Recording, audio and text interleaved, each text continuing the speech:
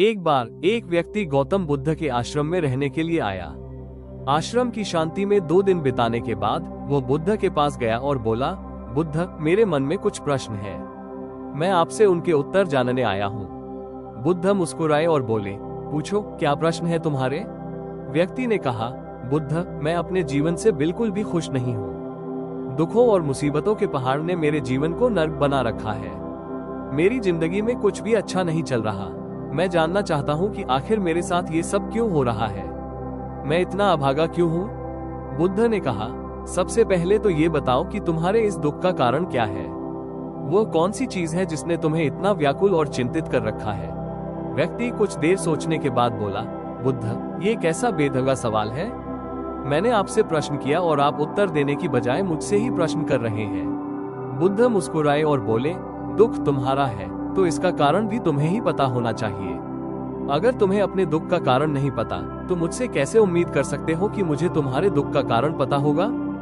व्यक्ति ने कहा, बुद्ध, लेकिन लोग तो कहते हैं कि आप भगवान हैं। आप सब जानते हैं, आप लोगों के मन को पढ़ सकते हैं, फिर आपको मेरे दुख का कारण तो पता ही होगा।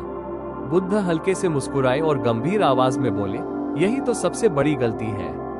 तुम सोचते हो कि कोई और आएगा और तुम्हारी सारी समस्याओं को खत्म कर देगा, लेकिन ऐसा कभी नहीं होगा। अगर तुम्हारी परेशानियों से तुम्हें कोई छुटकारा दिला सकता है तो वो केवल तुम स्वयं हो।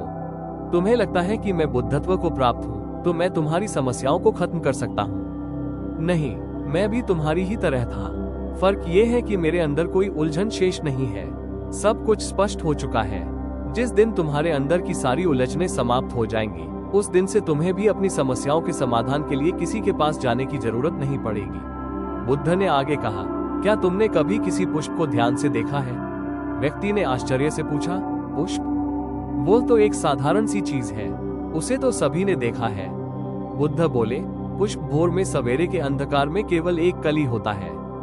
दिन के उजाले में खिलकर एक सुंदर फूल बनता है और शाम होते होते मुरझाकर गिर जाता है।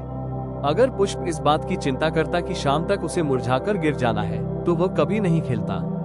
इसी प्रकार अगर तुम हर समय केवल अपने दुखों के बारे में ही सोचते रहोगे तो तुम कभी खुश नहीं हो पाओगे। अगर तुम ध्यान से देखो तो तुम्हारे जीवन में ऐसी बहुत सी चीजें हैं जिनके लिए तुम अभी खुश हो सकते हो।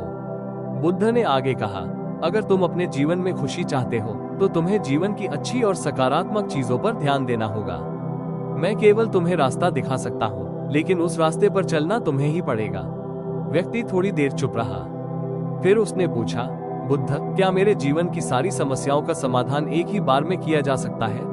बुद्ध ने मुस्कुराकर जवाब दिया, मान लो कोई तुम्हें ये बता दे कि आज शाम तक तुम्हारी मृत्यु निश्चित है, तो क्या ये जानने के बाद तुम उन्हीं बातों की चिंता करोगे जो अभी तुम्हें परेशान कर रही है? व्यक्ति चौंका और बोला, नहीं बुद्ध, ऐसी स्थिति में मैं किसी भी बात की चिंता नहीं करूंगा। बुद्ध बोले, यही बात समझने की जरूरत है। जीवन में परेशानियां और चिंताएं तभी तक बड़ी लगती हैं जब तक तुम उन्हें सोचते हो।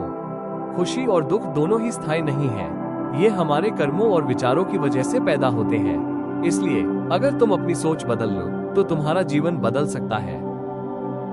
अंतिम शिक्षा। बुद्ध ने उसे 2 दिन तक ध्यान करने और अपने दुखों और खुशियों के कारण लिखने का अभ्यास करने को कहा। इसके बाद व्यक्ति ने अपने दुख और उनकी वजह लिखी, फिर अपनी खुशियों और उनके कारणों को समझा। जब वो वापस बुद्ध के पास गया तो उसने खुद महसूस किया कि उसके दुखों का कारण केवल उसके अपने कर्म और सोच थे।